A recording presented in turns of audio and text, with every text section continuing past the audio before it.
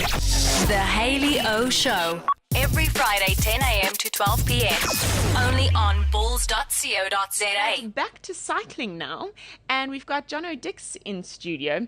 I'm calling you Jono Dix because that's your Twitter handle. Yep, that's right. Just move the Dix. Can you move the Mic closer. Mic right up close. How's I that? mean, I've only just met you, and I'm now calling you like by a nickname. But it's Jonathan Dix in studio, and he's going to be chatting to us about race preparation for the Momentum Cycle Challenge. Like I told you, I'm writing for the Smile Foundation, and Smile Foundation has brought Jono on to give us a training schedule and to whip us into shape and make sure that when we get on the saddle for the first time, it's not on the day of the race. It's not a big shock, and that your bum is thoroughly prepared. It is up to you whether I walk the day after the race or not.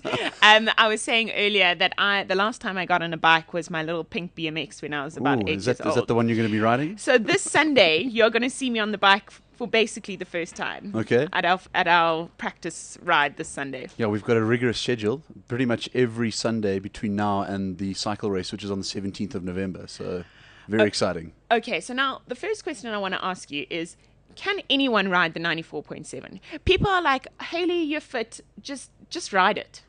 I've asked a number of my cycling friends, and they're more experienced than I am, and they would tell me not without proper preparation.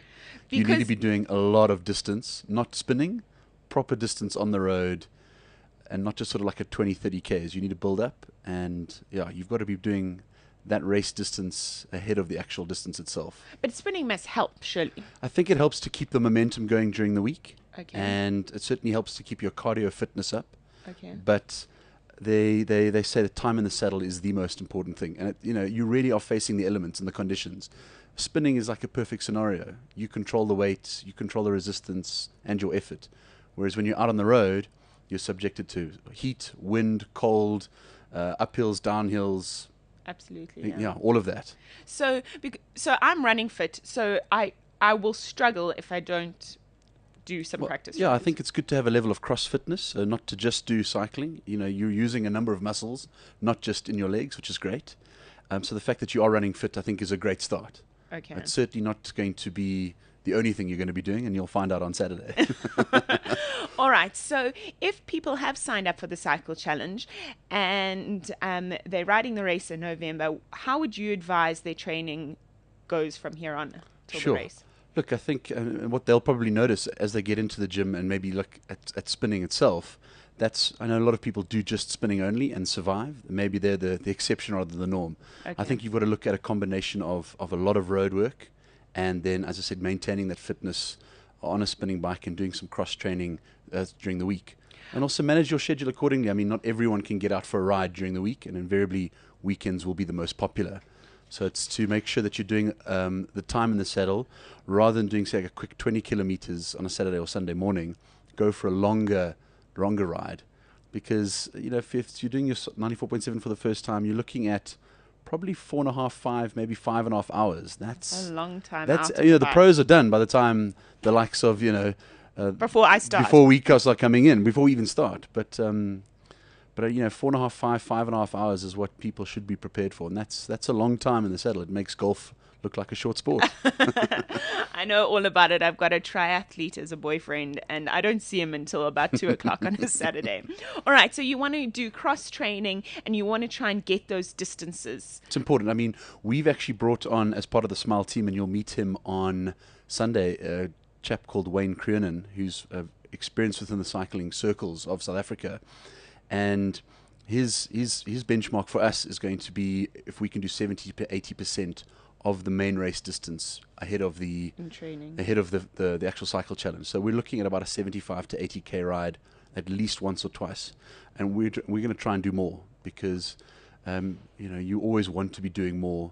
You don't want to have a surprise on race day where suddenly you cramp after 40 Ks. You're going to hate that race. You still got half to go. Sure. So you want to make sure that your legs are fit, that you're able to handle that time in the saddle. Absolutely. And as you'll hear, if you do choose to ride with the Smile Foundation, putting in a little plug here. Absolutely. As you can hear, you've got a whole training schedule worked out for you. So if you are a first-time rider, it makes it a lot easier. It certainly makes it a lot easier for me. I mean, it's also very social. We're raising funds for the Smile Foundation. And, the idea is that we ride in a group. It's very social, but we're riding for a very good cause. Sure. So the hashtag that we've got is Ride for Smiles. And if you don't know about the Smile Foundation, they're doing an incredible amount of work for children who have deformities on their face, not just cleft palates, but a whole bunch of reconstruction that they're doing, and also doctor training and development. Absolutely. So We're it's a now. power program, Absolutely. and it's only a privilege to be a part of that. And so you were talking now about the training distances. So if you do a 21-kilometer run, for example, they say you should at least try and run 12 to 14 Ks before. So you're saying with the 94.7, you should try and do a 70 or 80 kilometer.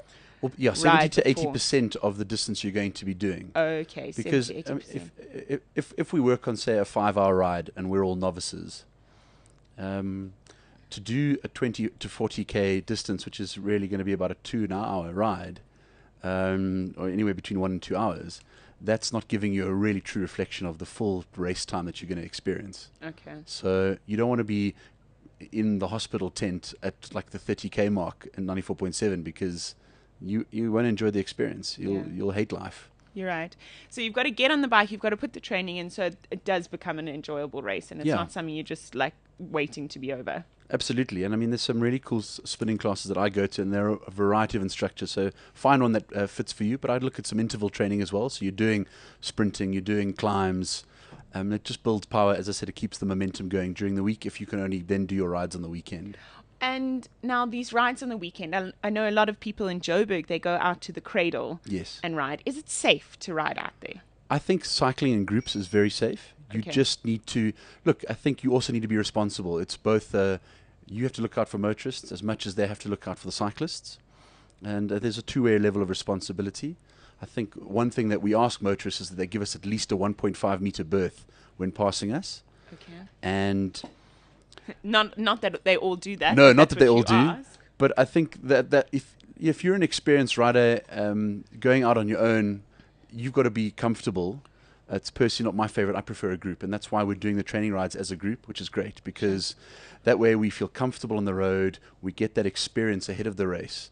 Obviously, when it comes to race day, roads are closed off, which is fantastic, because then it's just cyclist haven. Boom, But off now you what go. I'm worried about is I go on my first ride out in the cradle this Sunday, and now I'm going to be going pretty slowly, working out how to use the gears and kind of, finding my bum on the saddle. And now they're going to be these experienced riders trying to get past me and flying past me. And Well, what that we'll kind do of is thing. we'll probably end up going in single file, and the standard sort of protocol, or like sort of known Etiquette. That's it.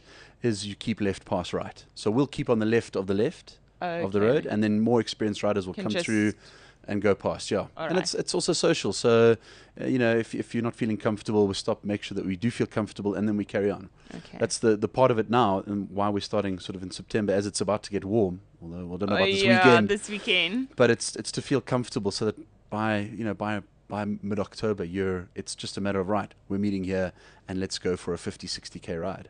Okay. I don't want to be the idiot causing a traffic jam in the in the Don't worry, cradle. when I started, I caused plenty. So it's I think it's something we all go through. Okay. So now I need to work on waking up at 6 a.m. Once Nice I've got and that early. down, I've got all the rest. I've got all the advice I can possibly So you can get need. your beauty sleep later Sunday afternoon. Oh, now it's just bloomin' waking up that early. That's what that's what I don't get over. These cyclists are up at the crack of dawn. I enjoy Saturday morning, sort of like 6, 7 a.m. Guys are already on their bikes from 5, Oh. maybe even earlier, and that's dedication.